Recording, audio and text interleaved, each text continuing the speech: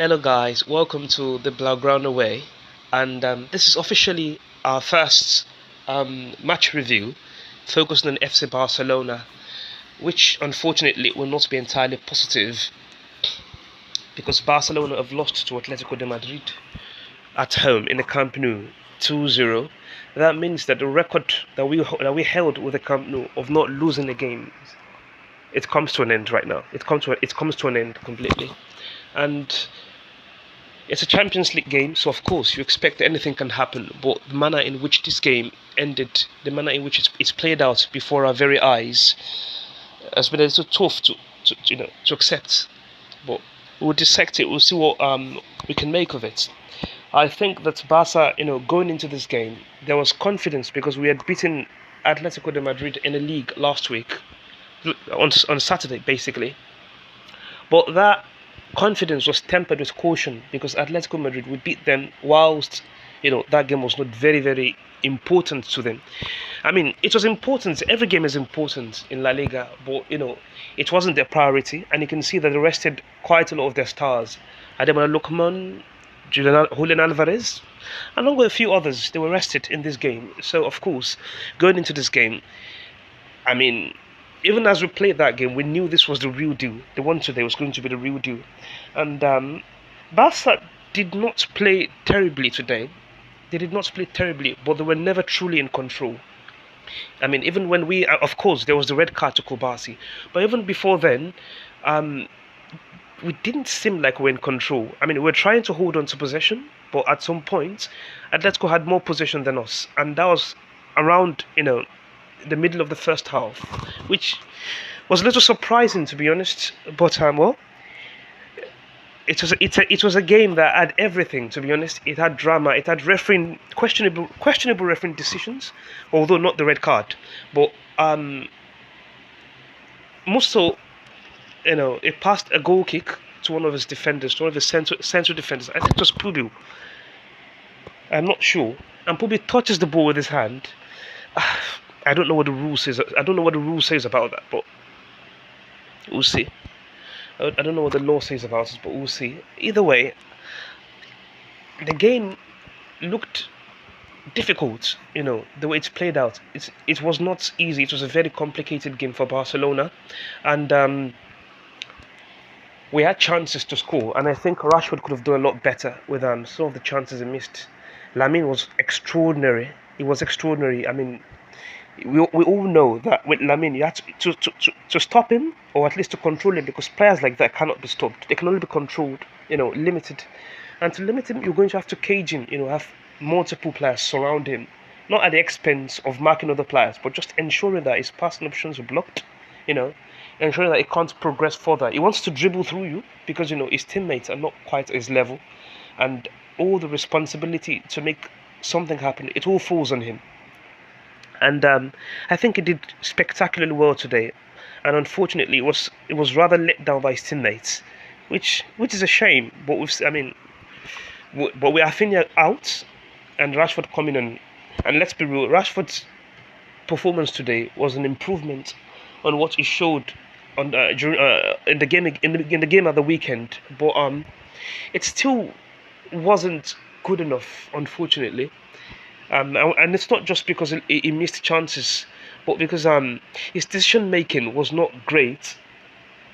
Even if he associated more with his teammates, I saw him trying to make something happen. I saw him tracking back more, trying to defend a little bit more, and when the ball got to him, he was trying to combine with teammates and all that. And I found that refreshing regarding Rashford, because until today he had shown a bit of laziness off the ball, and constant ineffectiveness with the ball. But today, there was an improvement regarding his play, but it still wasn't enough from him. He has to do better. I mean, Thierry Henry, he talked about the first chance ago, and he didn't need to smash it. He needed to place it into the corner, not smash it. And smashing it took away, from the accuracy. and the keeper was able to save it. He had chances to. He had. I mean, we're talking about we're also talking about the second chance he got. With Lamine Yamal, the outside of the pass, the ridiculous pass from Lamine Yamal outside of the boot, and it found its way to Rashford in a manner in which he could be 1v1 with the goalkeeper. And then I think taking the ball round the goalkeeper was a decent move, but the touch was just a little too much, man. And they ended up losing room and trying to find the goal from a very tight angle afterwards. And I think those two chances in particular could have been handled a lot better from Rashford. But it's a great. Barca were not bad, but they were not great either. I thought Olmo was really, really good. It was very strong. Danny Olmo, it was very good. Fermin came on and playing the man down. I thought he looked all right. But that Cubarsí red card really changed things. The thing is, you can't really blame him because he's 19 years old, and this is supposed to be something he learns from. But at the end of the day, it cost us a very important game at home. And by no means is this tie over, but we have to stop making these kinds of mistakes. We're going to miss Cubarsí in the game next week, and you just wonder who's going to come in. Who's going to come in, for him as replacement. I think Eric might start, with Gerard Martin, but I still don't think that Cancelo should be starting the left back. I think Koundé is not at the level yet to start at right back, so Cancelo should move over there, because one of the things I think affected Barca today was that Lamine Yamal, he had no help really. He was out there against Ruggeri, against Hanko, and later Pubil. I think was it Pubil? Well, against a lot of the defenders. I think it was Lenormand, not Pubil, and then he was trying very hard to go at it single-handedly, but there was no fullback, overlapping to provide, help in any way. It could be, to provide a passing option or to simply drag defenders away. But no one was doing that. Koundé was not doing that. And I think with Cancelo's more offensive instincts, he could do that. And that means that Balde has to start on the left. I know that quite a lot of people don't really like Balde, but what it gives you, the technical security it gives you to get out of pressure, is incredibly press resistant. He's athletic, electric, basically.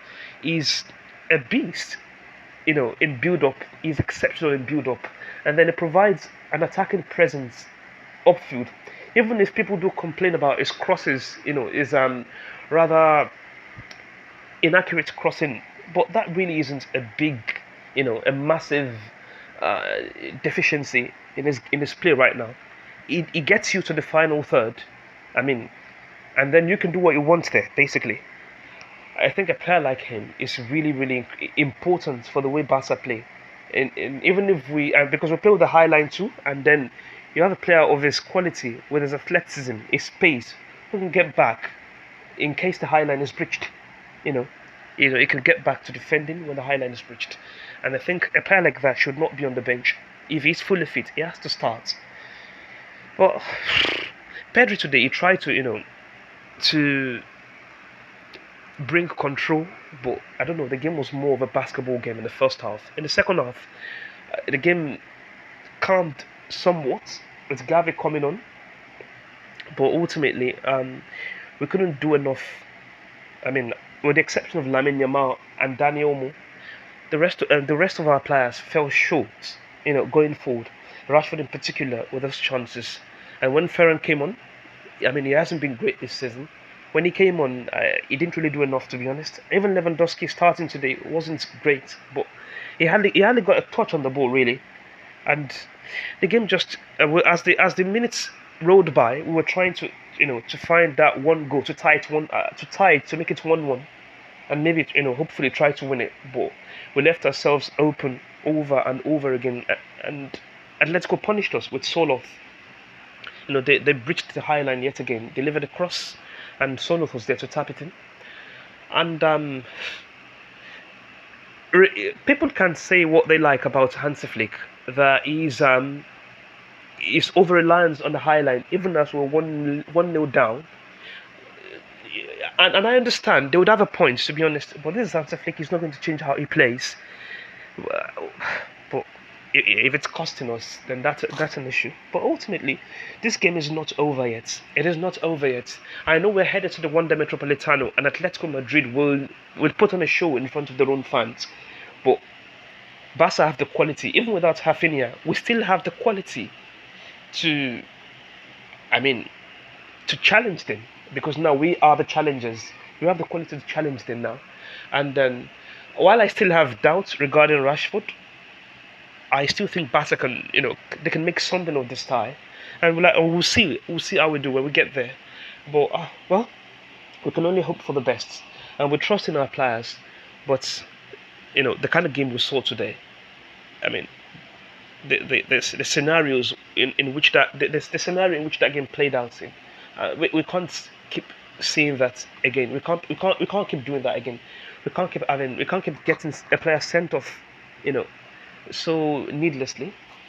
And when we have our chances, we have to put them away. It is as simple as that. These are the kind of big games that Barca should be winning. And this is no slight on Atletico Madrid. They are a wonderful team. But the thing is, if we are potentially the best team in the world, we can't be losing games like this, especially in our own backyard. So we have to step up. We must step up. We have a league game against Espanyol, and we'll see what we make of it. But I think we need to rest some of our players. Maybe Pedri, maybe even Lamine, because Rooney Badaji can't come in and do a job against Espanyol. But we go again next week, and then we'll see what we make of it. And so bye. See you when the game. See you in the second leg, basically. Bye.